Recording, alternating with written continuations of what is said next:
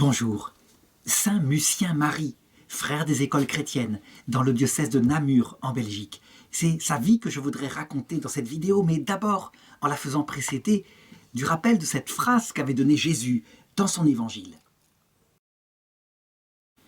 C'est dans Luc, chapitre 10, verset 21, voilà ce qu'il est dit très exactement. À cette heure-là, Jésus tressaillit de joie sous l'action de l'Esprit Saint et dit « Je te bénis, Père, Seigneur du ciel et de la terre, d'avoir caché cela aux sages et aux intelligents et de l'avoir révélé aux tout petits.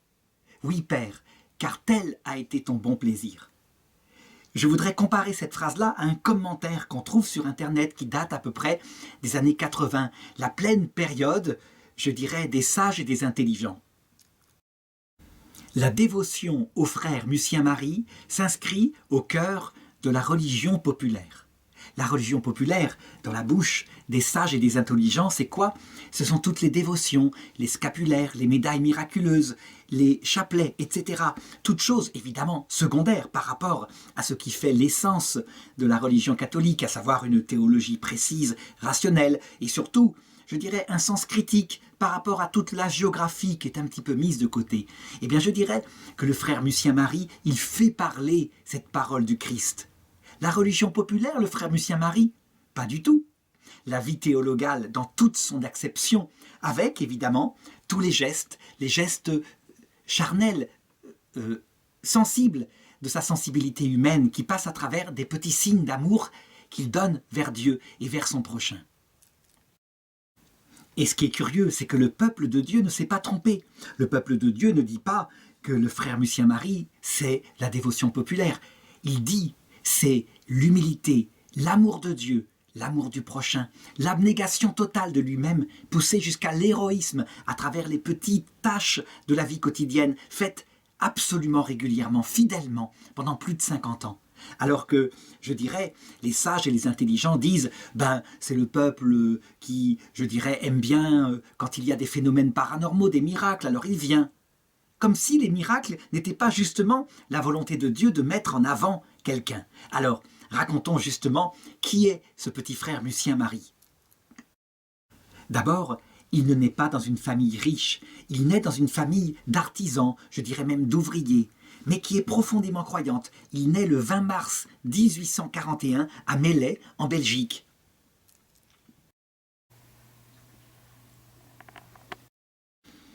Ça veut dire que le monde ouvrier qui est là, eh bien, il a gardé des valeurs profondes, je dirais la dignité que donne la certitude qu'il est aimé du Christ. Et donc le jour même, on le mène au baptême, pour le protéger, certainement, mais aussi pour le confier à Jésus et à Marie. Le père est un rude travailleur, et ce qu'il aime enseigner à ses fils, plus par l'exemple que par la parole, c'est le travail bien fait sérieusement, jusqu'au bout. Le devoir, c'est à travers le devoir quotidien. Et son devoir à lui, eh bien, c'est de nourrir sa famille, de protéger matériellement sa famille. La maman, eh bien, elle les entoure. Elle s'occupe, comme c'est l'époque, comme c'est le cas à l'époque très souvent, elle s'occupe de l'intériorité de ses enfants. Et, je dirais, parmi tous ces enfants qui reçoivent la même éducation, eh bien, on ne peut pas le nier. Louis-Joseph, parce que c'est le prénom qu'elle a donné à ce petit garçon, à son enfance, Lucien Marie n'étant que son nom de religion beaucoup plus tard, eh bien, Louis-Joseph est le plus pieux. On peut s'étonner que, en recevant la même formation à la piété, certaines âmes se tournent comme naturellement, comme viscéralement, dès l'enfance, vers Dieu, alors que d'autres sont plus indifférentes. Eh bien, cette chose-là s'explique par deux choses. C'est vrai, par une base de tempérament. Un tempérament qui peut être, par exemple, plus porté aux choses qui parlent du sens de la vie. D'autres plus matérielles, portés aux choses concrètes du quotidien. Mais ça vient aussi du Saint-Esprit. Et donc, comment se passe son enfance? Bien, il assiste avec ses parents à la messe quotidiennement. Pas seulement le dimanche, quotidiennement. Et les enfants vieux, c'est-à-dire les autres enfants de la famille, sont bien catholiques, mais lui, manifestement, il va plus loin. Il a un sens de l'intériorité, une obéissance à ses parents particulièrement forte. Alors on a interrogé beaucoup plus tard ses camarades de jeunesse pour savoir qui il était. Eh bien, tous ont témoigné. il avait un chapelet tout le temps sur lui. Il jouait avec les autres, hein, il était tout à fait enjoué. Mais c'était lui qui parfois demandait qu'on arrête les jeux afin qu'on se tourne vers la prière. Et l'un d'eux a dit de lui, son sujet de conversation préféré était Dieu et la Sainte Vierge. Et un autre a rapporté, il n'y avait rien en lui qui était moins entaché. Et un autre a rapporté avec des détails, il n'y avait rien en lui qui était pour le moins du monde entaché. Ça veut dire dans l'impureté, la tricherie au jeu, la colère, des choses comme ça. Non, il était véritablement parfait dans son comportement, pas de médisance non plus. Et encore un autre, Louis avait du caractère. Et donc, tout le monde l'aimait. Ça veut dire qu'il savait, je dirais, entraîner les autres camarades vers les choses bien, les choses nobles, et non pas vers les bêtises comme le font les enfants lorsqu'ils sont en bande, comme ça se passe à l'époque. Alors évidemment, il suit les cours de catéchisme, et c'est le curé de Melay, l'abbé Salier, qui se charge de lui, et qui évidemment repère très vite, je dirais, son aspiration à quelque chose de plus. Manifestement, il ne veut pas se marier, il veut se donner à Dieu. Et frère Lucien-Marie, beaucoup plus tard, racontera que le souvenir le plus grand de sa vie, c'est le dimanche de la Passion, en 1852. Donc il se souvient précisément de la date. C'est le jour où il a fait sa première communion. Il avait alors 11 ans. Alors certains ont dit, c'était un catholique comme les autres, après tout. Les enfants de cette période-là avaient beaucoup de piété. Non, on voit bien qu'il y a quelque chose de particulier, une attirance venant de Dieu, mais qu'il ne faut pas prendre comme un privilège. Nous l'aurons tous, tôt ou tard, quelquefois plus tard, d'autres fois plus tôt. Quelquefois, ça se passe simplement après cette vie, au purgatoire. Mais de toute façon, Dieu attire à lui tous les hommes. Lui est simplement fidèle tout petit. Alors il s'ouvre de tout à son curé, qui est son directeur spirituel, qui voit bien que cet enfant simple, sans vraiment beaucoup d'éducation, il a une vocation. Et lui, il envisage d'entrer chez les jésuites. C'est quelque chose qui l'attire parce que, je dirais, on peut faire tout, on peut partir en mission dans le monde entier. Et le curé de Melay pense que probablement, c'est trop intellectuel. Et donc, il lui parle de quelque chose qui s'est développé très récemment en Belgique, les frères des écoles chrétiennes. Les frères des écoles chrétiennes, c'est quelque chose d'ancien. Ça a été fondé par saint Jean-Baptiste de La Salle, quelques siècles plus tôt. Mais là, une école vient de se fonder pas loin de là où il habite. Et on a besoin de gens, de professeurs, mais aussi, je dirais, de gens pour servir aux tâches matérielles. Et il pourra voir avec eux. Est-ce que ça ne pourrait pas lui intéresser ? Eh bien, lui, je dirais, il est simplement soumis, il écoute son curé qu'il aime beaucoup, et donc il en parle à son père. Et son père est très fier. Seulement, attention, il est très jeune. Nous sommes exactement ici, 1855. Quand il en parle, il a donc 14 ans, et son père est tout à fait content de sa vocation. Pour lui, c'est une grande fierté. Si bien qu'à 15 ans, accompagné de sa famille et de son père qui est très fier que le Seigneur ait pu poser les yeux sur son fils, il l'accompagne pour qu'il entre au noviciat des frères qui se trouve à Namur. Et là, on l'accepte. Il reçoit tout de suite le nom de frère Lucien-Marie. Alors qui est Saint Lucien ? C'est un petit martyr du début de l'Église dont on ne connaît que très peu de choses. Mais il est accolé ce prénom à celui de Marie. Et ça c'est un nom qu'il portera toujours avec amour toute sa vie, en imitant les deux. Être oublié, comme Saint Lucien, et puis aimer la Vierge Marie. Être tout près d'elle et communiquer l'amour de la Vierge à tous les enfants dont il s'occupera. Alors il revêt aussi l'habit religieux. Il faut savoir que les frères des écoles chrétiennes ne sont pas appelés à être prêtres. Ça, c'était une condition qu'avait mis saint Jean-Baptiste de La Salle. Ils resteraient toute leur vie de simples frères, au service de l'éducation des enfants, avec les méthodes qu'il avait inventées à cette époque, des méthodes extrêmement modernes, comme par exemple des classes. Les classes où on pouvait faire le même enseignement à une trentaine et une quarantaine d'enfants. C'était un progrès extraordinaire, alors que souvent avant, il y avait seulement un précepteur avec peut-être 1 ou 2 enfants dont il s'occupait comme cela. Et puis, saint Jean-Baptiste de La Salle, il voulait qu'un enseignement très compétent soit donné, selon toutes les formes de l'enseignement, qu'il soit général, qu'il soit technique, qu'il soit professionnel, mais avec toujours au cœur de former des chrétiens qui aiment Jésus, qui soient prêts à donner leur vie même pour Jésus. qui aiment Jésus complètement, Jésus-Christ crucifié, et puis les saints et les anges. Et d'autre part, qui puissent aimer leur prochain et mettre cette compétence au service de leur communauté. Donc ce sont tout simplement des frères des écoles chrétiennes. Voilà à quoi on pourrait les résumer. Toujours est-il que, très pratiquement maintenant, dans les écoles qui ouvrent à partir du XVIIe siècle un peu partout, il y a deux sortes de frères. Les frères qui donnent des cours aux enfants, donc qui sont plus intellectuels, tout en n'étant pas prêtres. Et puis les frères qui vont se charger des tâches matérielles, l'entretien de l'école, la cuisine, les choses comme cela. Ce sont les frères de service. Et évidemment, Lucien Marie, lui, il demande très humblement à ses supérieurs de pouvoir devenir un frère d'école et non pas un frère de service, parce que il a une vocation apostolique, il voudrait être près des enfants. Il ne faut pas croire que ça va se passer facilement, parce que, évidemment, très vite, on découvre qu'il a peu de culture, et puis, il n'a pas un grand talent pédagogique. Tout de même, il faut tenir les enfants, il faut être capable de les stimuler au travail, quelque chose comme ça. Et lui, manifestement, il a de la bonne volonté, énormément de bonne volonté. Il suit la règle.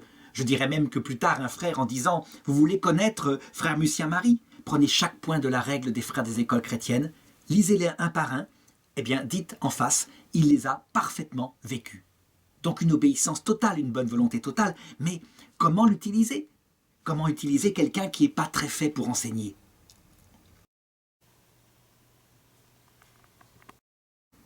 Alors évidemment, comme on l'aime bien, on accepte dans un premier temps de voir s'il ne pourra pas être un frère d'école. Et donc, il a une première nomination dans une classe de primaire à l'école Saint-Joseph de Chimay. Et évidemment, il est sous la supervision d'un frère qui est plus âgé, qui est plus expérimenté, qui doit se charger de voir, je dirais, quelles sont ses capacités. Il est avec une communauté de 23 frères, et leur supérieur, c'est frère Charles.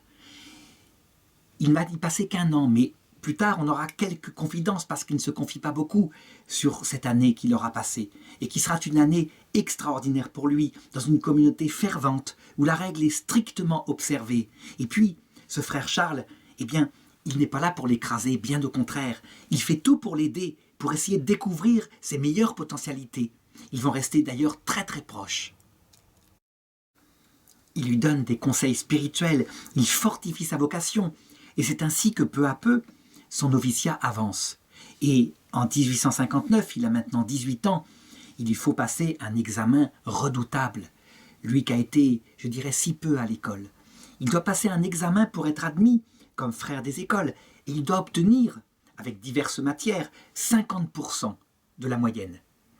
Il passe ses examens du mieux qu'il le peut. Il va obtenir 54%. C'est vraiment juste. Mais après tout, ça suffit aux frères. Il suffit de mettre, ils le font avec intelligence, tel frère peut-être moins doué pour les terminales, les mettre avec des petits-enfants dans certaines matières qui seront moins intellectuelles. Et après tout, pourquoi pas ? Et donc il est admis à prononcer ces 3 vœux. Et ça se passe exactement le 14 septembre 1859, la fête de l'exaltation de la Sainte Croix. Et c'est aussi l'époque des rentrées scolaires. Toujours est-il que frère Lucien Marie alors se consacre à Dieu par des vœux qui s'engagent toujours pour 3 ans. Ça veut dire que ce n'est jamais des vœux définitifs. Toujours est-il qu'il s'y engage et il jure pauvreté, chasteté, obéissance. Et en plus, un vœu de stabilité dans l'institut. Ça, c'est pour une question d'organisation, parce que si quelqu'un, tout d'un coup, en cours d'année scolaire, partait, il faudrait trouver un remplaçant comme professeur. La pauvreté, c'est pour relativiser le besoin de l'argent qui donne de la sécurité, et on met sa sécurité en Dieu.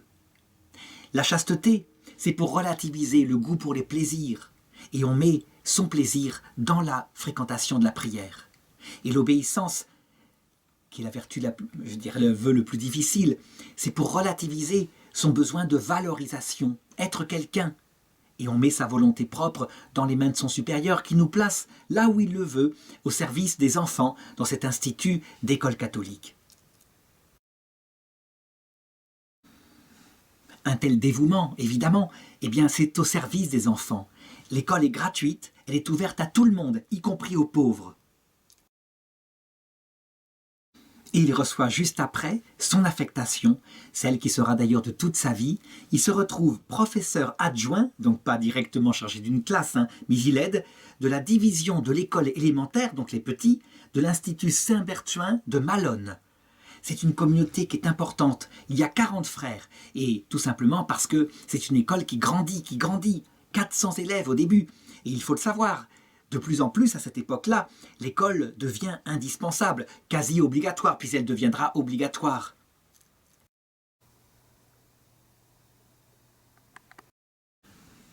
Et alors il y va de tout son cœur, et il commence à donner quelques cours. Alors, il ne faut pas se faire d'illusions. Ce n'est pas une bête de discipline. Ça, manifestement. D'abord, il y a des petits qui sont mélangés avec des plus grands qui, quelquefois, n'ont pas reçu les bases de la discipline. L'éducation des parents n'est pas là. Et donc, il faut bien admettre que plus d'une fois, il a complètement perdu le contrôle de sa classe, qui est partie à volo. Mais heureusement, les frères qui sont là et qui entourent ne sont pas des censeurs. Ce sont des frères qui viennent l'aider dès qu'il y a besoin, dès qu'il y a du chahut dans la classe. Il y a le supérieur qui s'appelle frère Maufroy et qui, lui, regarde en fronçant les sourcils ses difficultés disciplinaires. Et manifestement qui se dit, peut-être qu'il n'est pas fait pour être frère des écoles chrétiennes, si bien qu'il se voit refuser le renouvellement de ses vœux en 1860. Mais fort heureusement, un autre frère, le frère Mexentis, va aller voir ce supérieur et va lui faire changer d'avis. Il faut que je parle ici de ce frère Mexentis. C'est un frère dévoué. Lui, je dirais, il sait ce que c'est que de démarrer l'enseignement. Il sait que les jeunes frères peuvent avoir des difficultés, ça ne s'improvise pas d'être professeur. Et donc, au lieu de leur mettre une pression, c'est le rôle du supérieur. Lui, il est là, il est sur le terrain pour les aider, pour les soutenir, pour, je dirais, quelquefois cacher les petites erreurs qu'ils font et leur apprendre à ne plus les faire de nouveau. Et il a bien repéré ce petit frère Lucien-Marie. Et lui, il est convaincu que c'est un frère extraordinaire, quelque chose de précieux pour l'Institut, ne serait-ce que par sa prière. Toujours est-il que sa matière à lui, c'est l'architecture, la musique et le dessin. Et donc il se dit, je vais le former dans une des matières où il aura moins à parler, tout simplement. Et pourquoi pas la musique et pourquoi pas le dessin ? Et c'est vrai, c'est intelligent. Le dessin, on donne un sujet aux élèves et puis ils travaillent et on passe de banc en banc pour donner des conseils, pour voir où ils sont rendus. On n'a pas à donner un cours magistral, à tenir une classe. Non, ce sont des activités. Et alors, la musique, c'est la même chose. Alors il décide de lui apprendre, dans les heures où il n'y a pas classe, de lui apprendre ces deux disciplines. Et il le fait avec une extrême durabilité. Il se dévoue pour ça. Pas question que le frère Lucien-Marie soit renvoyé. Pas question. Et ça marche. Il va naître en eux, là pour le coup, une amitié spirituelle profonde. Ils se comprennent ces deux-là. C'est une amitié qui va durer 60 ans, et je dirais même plus. Ce frère va mourir 2 jours après le frère Lucien-Marie.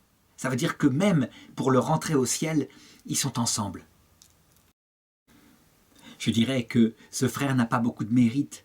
On aime le frère Lucien-Marie parce qu'il n'est que bonté, que simplicité, que humilité. Et je dirais non seulement ses frères l'aiment, mais les élèves aussi. Et il y a le souvenir, d'ailleurs, les élèves qui donnent souvent un surnom au professeur, lui, ils ne l'ont pas appelé frère né ou je ne sais pas quoi, un nom où ils se moqueraient de lui parce qu'ils en ont peur. Non, ils l'ont appelé frère harmonium. Pourquoi ? Parce que c'est lui qui, dans les cérémonies, commence à jouer et puis qui leur apprend cet instrument de musique.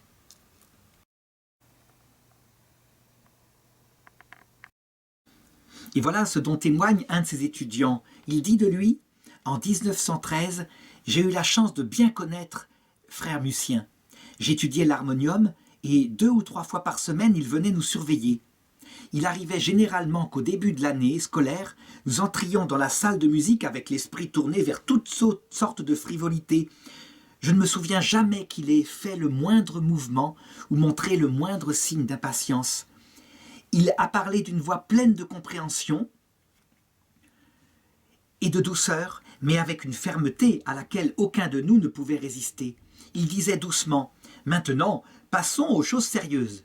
Et chacun de nous se mettait immédiatement à faire le travail qui lui était assigné. On peut dire que l'intelligence des frères des écoles chrétiennes, et surtout de ce frère qui l'a pris sous son aile, a réussi à trouver la juste place, la juste activité qui lui conviendrait en fonction de sa personnalité. Et alors, eh bien, il passe de banc en banc, il va voir où ils sont rendus dans leurs travaux. Et je dirais, un autre élève témoigne plus tard. Comme frère Mussien allait d'un banc à l'autre, offrant des corrections, vous aviez le sentiment qu'il y avait ici une âme unie à Dieu et toujours parfaitement composée. Sa méthode pour offrir une correction était simple. Il n'a jamais essayé de paraître savant. Il a fait un pas à la fois, ce que ses élèves ont beaucoup apprécié, et ils l'ont aimé pour cela. Je n'ai pas perdu mon temps et j'ai beaucoup appris de lui. Et c'est ça qui est frappant. Ça veut dire que, c'est vrai, il a peu de compétences pédagogiques ou disciplinaires, mais il a une énorme humilité, un amour de ses élèves, ce qui fait que eux, eh bien, ils lui pardonnent tout. Je dirais des erreurs peut-être qui se voient dans la technique pour enseigner, mais peu importe. Et du coup, ils progressent avec lui.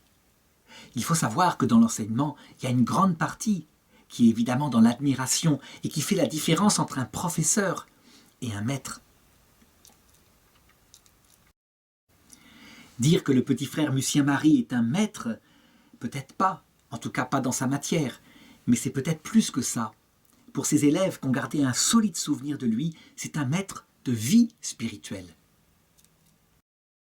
Alors justement, les frères, évidemment, lui donnent quelques cours comme ça, comme j'ai indiqué, dessin, harmonium, mais il faut bien l'occuper aussi à d'autres choses, puisqu'il ne peut pas prendre une classe à lui tout seul, comme ça, sur une matière dure. Alors, eh bien, on lui confie des tâches qui peuvent paraître subalternes, comme par exemple des surveillances. Et on peut dire que même là, il ne se montre pas particulièrement doué. Tenir une surveillance, c'est évidemment imposer le silence. Il est tellement doux. Alors, il a repéré qu'à côté, il y a une école totalement gratuite, là pour le coup, pour les enfants particulièrement pauvres. Alors, il demande la permission à ses supérieurs de pouvoir y aller, je dirais selon leur volonté, afin d'y enseigner le catéchisme. Enseigner le catéchisme, eh bien, je dirais même à cette époque-là, c'est évidemment considéré par les professeurs de matières nobles comme les mathématiques, la physique, le français, comme une matière secondaire. Pourtant, lui, il pense que c'est la matière essentielle. Il fait la demande humblement, dans une totale obéissance comme d'habitude, si bien que ses supérieurs l'y autorisent. Et alors, il y va. Et il le fait avec une très grande passion. Il émane de lui quelque chose qui va faire que son nom va finalement changer. Et on va commencer à l'appeler, à cette période-là, le frère qui prie tout le temps. Et un frère des écoles chrétiennes qui quelquefois passait et qui observait comment se passait ce cours de catéchisme a témoigné et dit ceci: tous les samedis, sans faute, de 15h30 à 16h, frère Mussien a enseigné le catéchisme dans la classe d'un de mes collègues à l'école de jour de Malone. Et j'ai remarqué que frère était toujours animé en classe, montrant par la lueur dans ses yeux et par ses gestes, toujours contrôlés, qu'il était totalement absorbé par ce qu'il enseignait. Ses élèves semblaient être sous le charme de ses mots, si charmant était-il, si convaincant et si gentil. J'ai dû admirer cette activité hebdomadaire en faveur des enfants des pauvres, alors qu'il aurait tout aussi bien pu faire la même chose dans une classe élémentaire du pensionnat. Non, il a demandé à aller dans l'école de ceux dont on ne s'occupe pas, l'école annexe, celle véritablement adaptée. Il veut s'occuper comme ça des plus pauvres. Alors on aurait bien aimé assister à ces cours ou qu'ils soient enregistrés, mais on peut deviner.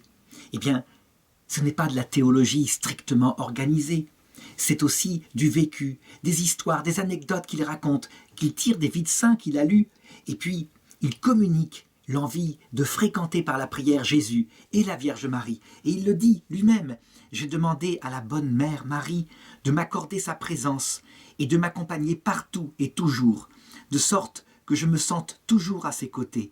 Et elle m'a fait cette grâce. Il a lancé ça un de ces jours, comme cela. Eh bien, ça se voit. Et les élèves qui assistent à ces leçons de catéchisme, eh bien, leur vie intérieure s'en trouve augmentée. Quant à la communauté qui vit avec lui, eh bien, elle a toujours remarqué qu'il était extrêmement doux, toujours présent, souriant, une bonté dans son visage, je dirais, dans son comportement par rapport aux autres frères, ce qui n'est pas toujours facile, parce qu'il y a, même entre les frères, parfois des tensions. C'est normal dans une vie commune, et surtout avec des intellectuels et des professeurs comme cela.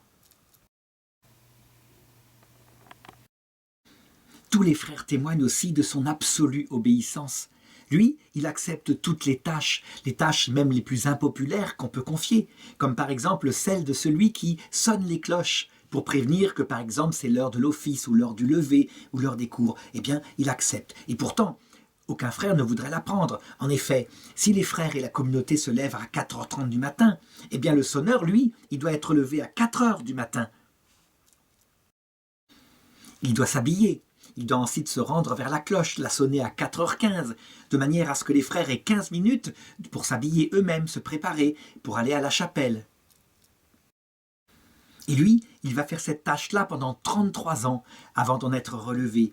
Et simplement comme ça, dans la prière, dans une grande paix intérieure. Et on le trouve, il est avant les autres à la chapelle, il est simplement, je dirais, concentré dans l'intériorité, dans la présence de la Sainte Vierge. Il est sous sa statue, et puis quand commence l'office des laudes, eh bien il rejoint simplement sa place avec les autres frères.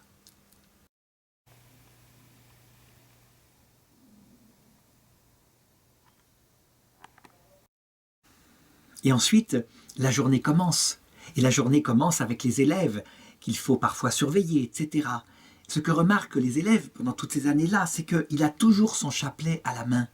Et je dirais, sa journée consiste à dire son rosaire. Et on voit, alors qu'il passe de classe en classe, parfois pour des surveillances de travaux, pour voir si tout le monde est calme, eh bien on voit ses lèvres qui bougent doucement. On sait qu'il est en train de dire son chapelet. Le chapelet, ça aussi, ça a été considéré dans les années 60-70 comme une dévotion populaire. Lui, il en a fait une école de l'oraison.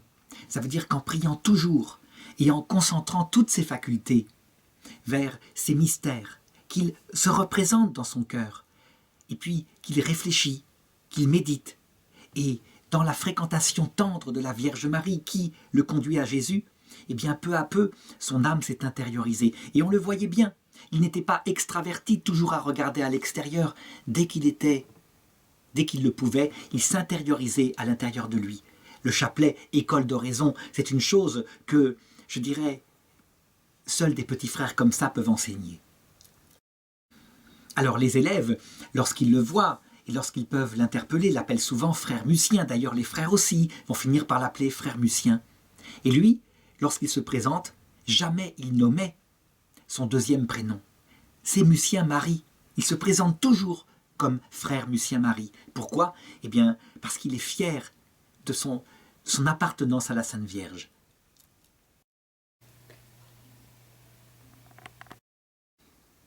Et du coup, eh bien, la Sainte Vierge l'emmène vers Marie, si bien que, à 48 ans, exactement le 21 juin 1889, eh bien, on décide qu'il n'y aura pas meilleur, je dirais, zélateur de la garde d'honneur du Sacré-Cœur. Ça veut dire celui qui passera de classe en classe pour inscrire des élèves qui viendront, à tour de rôle, devant le Sacré-Cœur et devant le Saint-Sacrement, se mettre en oraison, de telle façon que, toujours, une prière perpétuelle soit là.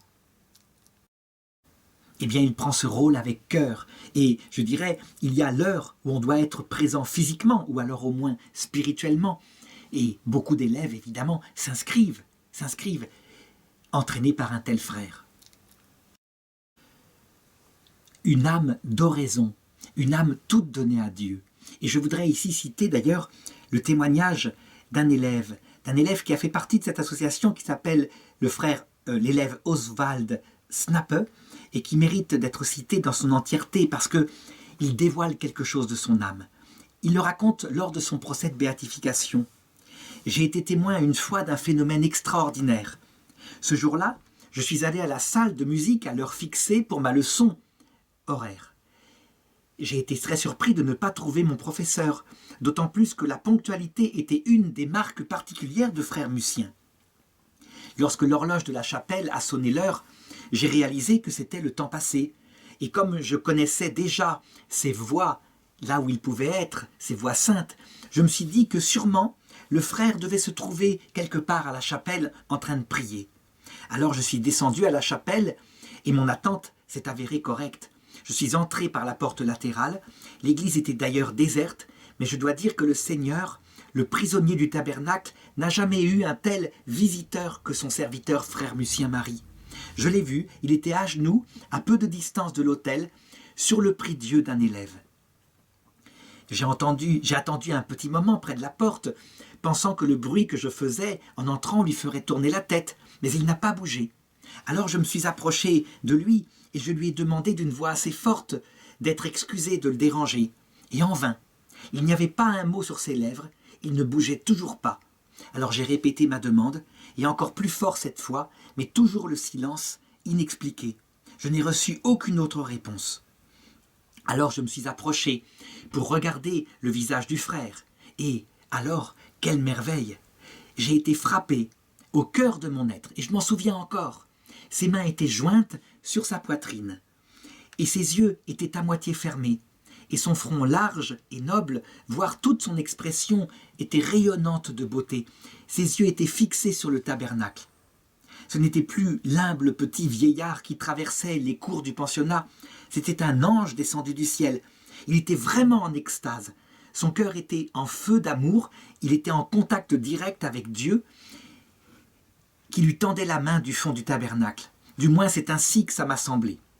Et le frère Lucien n'appartenait plus à ce monde. Toute sa pensée était avec Dieu. Son corps était devant moi, aussi raide que du marbre, tandis que son âme, si je peux m'exprimer ainsi, parlait avec Dieu. Puis, j'ai été pénétré d'une étrange sorte de peur. J'ai levé les yeux vers l'horloge et j'ai réalisé que l'heure était tardive. Alors je suis sorti et je suis rentré dans la chapelle pour trouver frère Lucien toujours dans le même état de contemplation. Je suis allé de l'avant, tremblant de partout, et j'ai fini par le toucher à l'épaule et je lui ai parlé. Il ne m'a pas vu ou entendu du tout. Plus perturbé que jamais, j'essayai de nouveau respectueusement. Et puis alors, à un moment donné, un soupir s'échappa du plus profond de sa poitrine. Il m'a regardé un moment, il a compris ce que je voulais. Alors il s'est levé, il m'a suivi. Il s'est ensuite excusé de m'avoir fait perdre le temps alloué à ma leçon de musique. Combien de fois, pendant mes nuits d'insomnie ou de douleur physique, cette vision de Malone m'est revenue en mémoire et m'a aidé à supporter les épreuves de la vie ici-bas. J'en ai souvent parlé à mes parents et à ma merveilleuse épouse et aussi à mes enfants, en essayant de leur faire comprendre que cette âme était celle d'un saint. Ce que son élève décrit là, eh bien, c'est ce qu'on appelle une extase. Alors, beaucoup se sont leurrés sur les extases en se demandant « est-ce que ce n'est pas ça, finalement, la vie contemplative ? Est-ce que c'est pas à ça qu'on doit arriver ? C'est-à-dire ce genre de phénomène où on est comme sorti de son corps tellement on est concentré sur Jésus, sur Marie, et on perd le sens même de la réalité. N'est-ce pas ce qui est arrivé à Sainte Bernadette de Lourdes lorsqu'elle a vu la Sainte Vierge ? On se tromperait beaucoup en croyant que ce sont ces extases qui font la sainteté.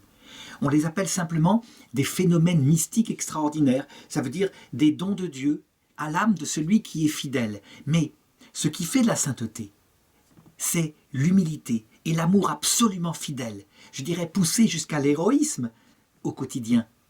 L'amour de Dieu, l'amour de son prochain, chez frère Lucien. Ces deux vertus-là sont les pieds qui font un chrétien. Et lui, eh bien, à force d'être fidèle et à force de pratiquer l'oraison, eh bien, son âme est certainement passée par toutes les épreuves que décrit sainte Thérèse d'Avila.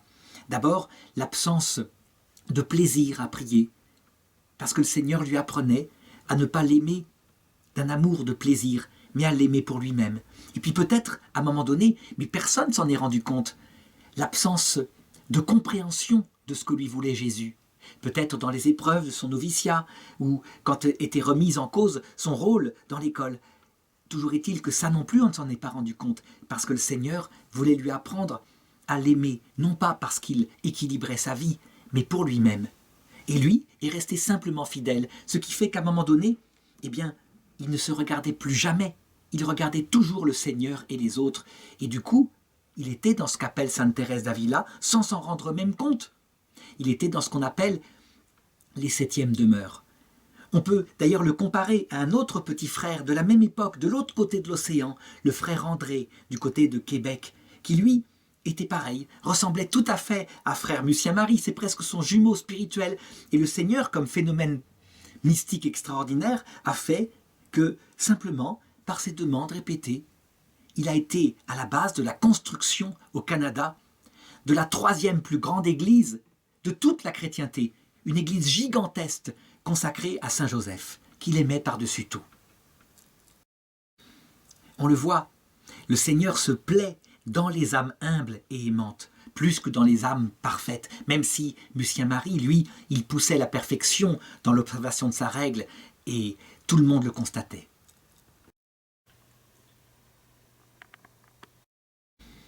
Tout ce que j'ai raconté ici, eh bien, s'est reproduit toute sa vie, fidèlement, au fur et à mesure que son corps vieillissait.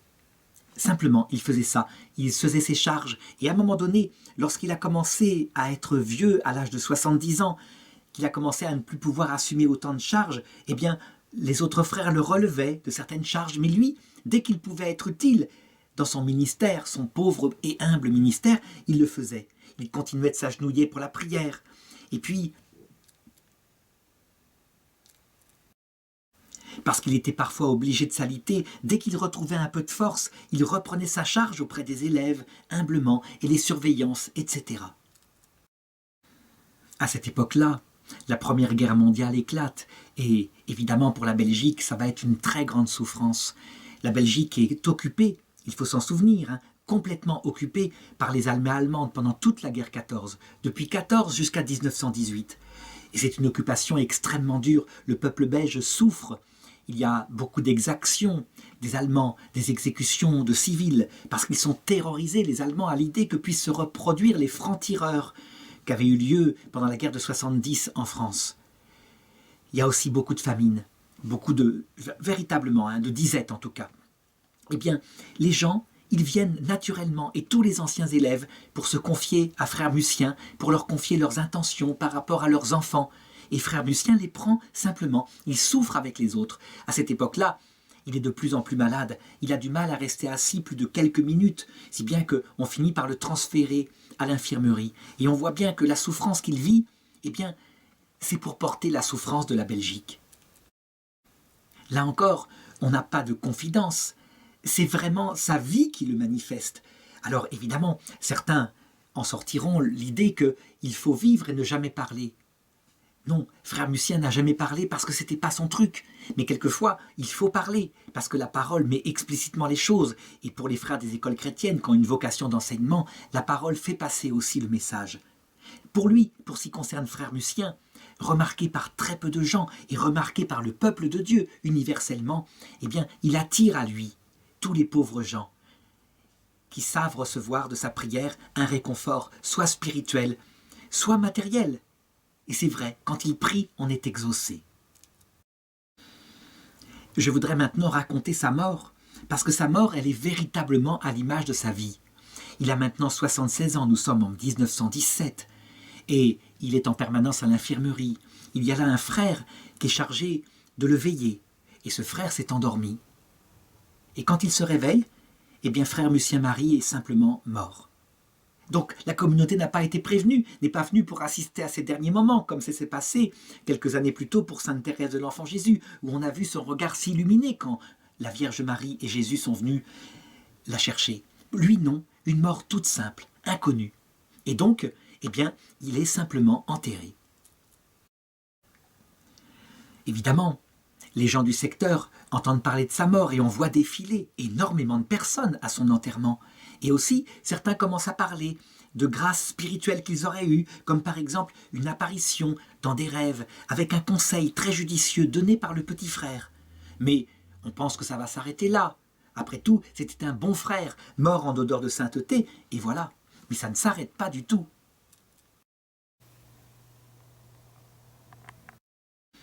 Je dirais même plus, ça se multiplie. La dévotion populaire dont je parlais au début, elle va vers le frère Lucien-Marie. Ce petit frère, elle sent intimement que ce n'est pas un frère normal, qu'il y a quelque chose, que son immense humilité fait qu'il doit avoir auprès de Dieu un pouvoir absolu. Il est devenu elle le sent, un roi du cœur de Dieu. Je ferai de vous un royaume de prêtres, dit Isaïe, et ça a été réalisé par Jésus. Alors, spontanément, le peuple vient. Et le peuple vient tellement en grand nombre que, finalement, 6 ans plus tard, simplement 6 ans plus tard, eh bien, l'évêque du lieu décide de lancer une espèce d'enquête, une enquête canonique, pour voir si, effectivement, les vertus du frère Lucien Marie ne seraient pas héroïques. Alors, il faut savoir que cette démarche-là, elle est compliquée, elle coûte très cher. Donc, le fait que l'évêque de Namur ait lancé ça, c'est quelque chose qui montre que sa réputation est parvenue jusqu'aux plus hautes autorités de l'Église en Belgique. Alors l'enquête canonique, elle procède en trois étapes. Il faut d'abord évidemment éliminer le risque d'hérésie. Donc on regarde s'il y a des lettres, des écrits. Mais pour frère Lucien, il n'y a rien, il n'y a pas grand-chose en tout cas. Il y a des petites phrases tirées ici ou là. Évidemment, toutes sont faites d'amour de Dieu, d'amour de la Sainte Vierge, du chapelet. Il y a ces enseignements au catéchisme qui sont parfaitement fidèles avec plein d'anecdotes. Il n'y a rien de particulier, donc cette première étape est vite passée. Il faut donc regarder la deuxième étape. Est-ce qu'il a pratiqué les vertus de manière héroïque? Eh bien, on regarde et on voit qu'il a pratiqué les vertus de manière absolument fidèle. Il n'y a pas un travers, il n'y a pas une colère, il n'y a pas un seul acte de susceptibilité. Il est tout à fait là où on lui demande d'être pendant plus de 50 ans. C'est tout. Voilà.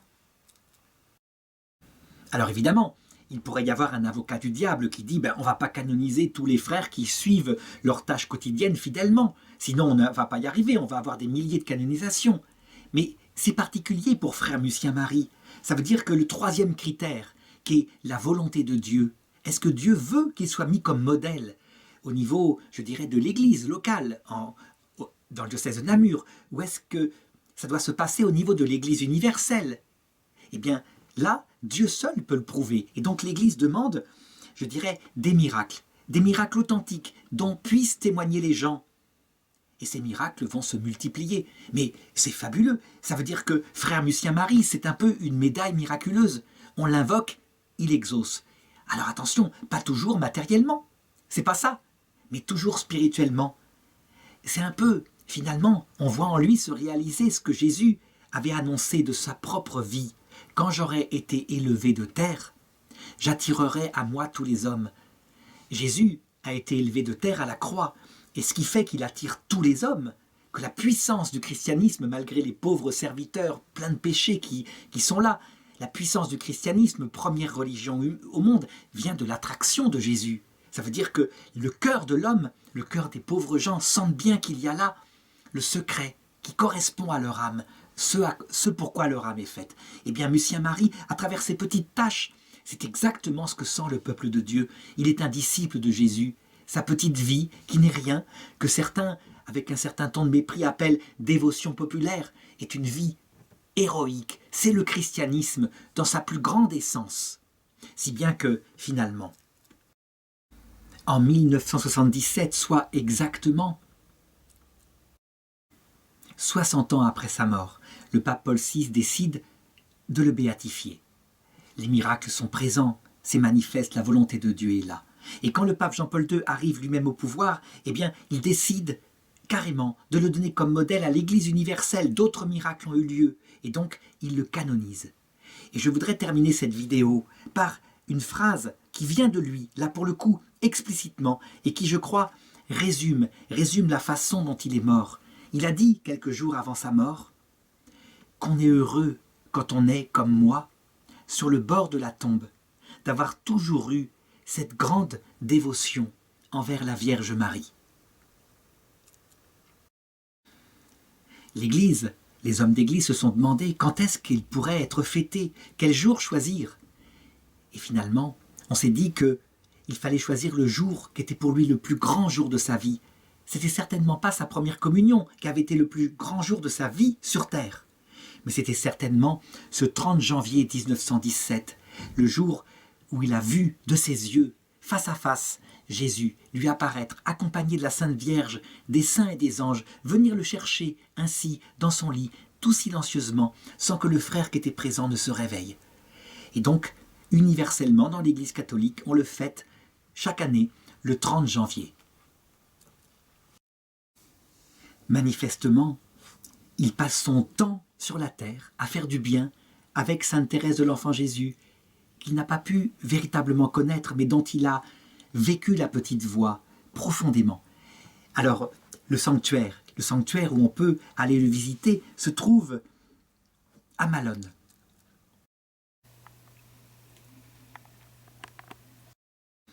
Ce sont les frères des écoles chrétiennes de l'Institut Saint-Berthouin, et puis, parce qu'ils vieillissent actuellement, eh bien, ce sont des laïcs qui veillent au sanctuaire, où les gens viennent. Et ce sanctuaire est tout le temps allumé autour de sa statue par des bougies. Et puis, la fameuse dévotion populaire dont on parlait tout à l'heure, elle s'exerce un peu comme à Lourdes. Ça veut dire que les gens veulent toucher sa statue qui est en bronze, une magnifique statue, et ce qui fait qu'elle est toujours patinée avec cette magnifique couleur du bronze lorsqu'il ne s'est pas corrompu.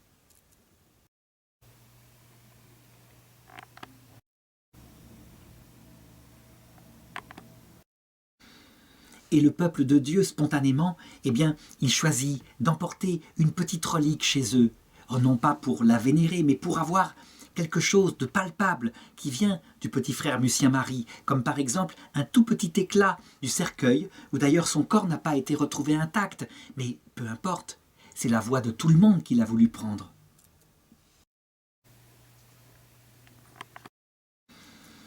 On sent ici que les frères des écoles chrétiennes, les frères maintenant partis eux aussi pour le ciel, eh bien qu'avaient compris profondément, par la suite en tout cas, qui était Saint Lucien Marie, eh bien ont voulu pédagogiquement organiser autour de sa statue et autour de son tombeau ce pèlerinage. La dévotion et la proximité de cœur du peuple de Dieu avec frère Lucien, elle s'étend à l'Église universelle. Ceux qui sont là sur place témoignent que des gens viennent parfois des Philippines pour demander une grâce à frère Lucien. Tout simplement, encore une fois, parce qu'ils savent cette parole de Jésus. Qui sera le plus grand dans l'autre monde? Celui qui s'est fait le plus petit.